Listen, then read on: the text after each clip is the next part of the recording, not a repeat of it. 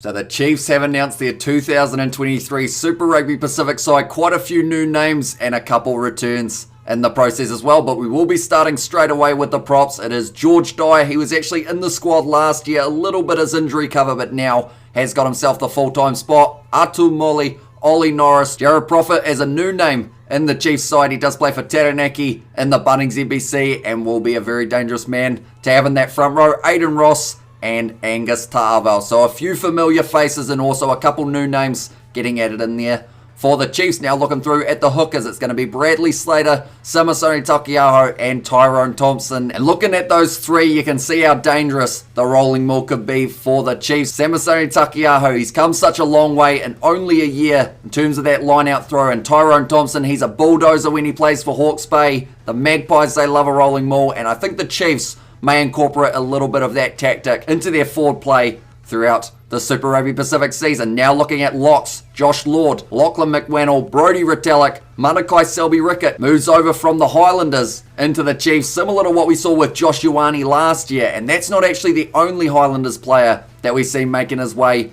over to the Chiefs this season. And then Tupava'ai. So quite a few young players in there alongside a very experienced veteran in Brodie Retallick. It is great to see him back in the Chiefs kit again, and I hope he does have a very good season. Now looking through at loose forwards, it's going to be Ngātoa Akoi. Interestingly enough, listed as a loose forward rather than a lock. Maybe we will see him playing blindside flanker a little bit. He's a very dangerous player when he gets some open space though, so hopefully does get to make the most of the opportunity. Kalen Boshier, Sam Kane, the very experienced individual with 136 caps, still going strong. The AB skipper, Summer Penny-Finau, Luke Jacobson, Simon Parker, and Peter Gus Sowakula. So a lot of players that they could be using in that loose forward trio. I think the hardest thing is going to be only picking 3 of them to be in the starting lineup. I'm interested to know if Peter Gus Sowakula is going to be slotting in more at 6 or 8. If it is 6, maybe we see Jacobson take on that number 8 jersey. Then looking at the halfbacks, it's going to be Cortez Lee Ratama,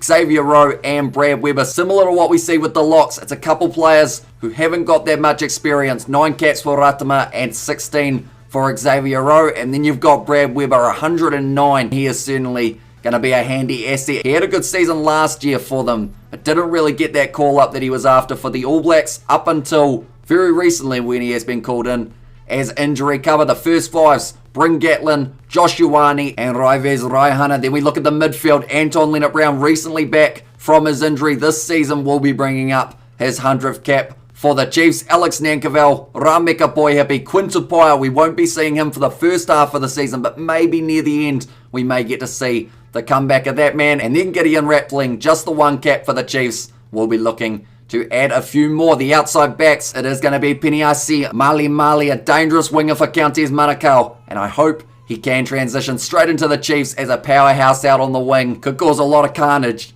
down the side of the park. Damian McKenzie back into the Chiefs kit, also hoping to bring up his 100 cap this season. He did go away to Japan. He had a tremendous Super Rugby Aotearoa 2020 with the Chiefs though, so we'll be looking to find a little bit of that form as he heads into the 2023 season. Etino Nana Satoro, the quick stepping winger, plays for Counties Manukau, just like Mali, Moni Narua, Natunani Punavai. So that is the other Highlanders player that I was mentioning about transitioning. So maybe with the Chiefs announcing their squad before the Highlanders, don't know, we could see a couple Chiefs making their way down to Dunedin as well. And then the last name, it is Sean Stevenson. There were rumours that maybe he would give it a go in the NRL. Doesn't seem like it's going to be the case just yet for Sean Stevenson. Still a very handy player to have in the back line for the Chiefs, but nonetheless, that is their squad for 2023. As we get a little bit closer to the kickoff of the season, maybe we'll see a couple more names getting added in due to either injury or maybe just saving a couple tricks up the sleeve. But thank you all very much for tuning in. Do let me know what you think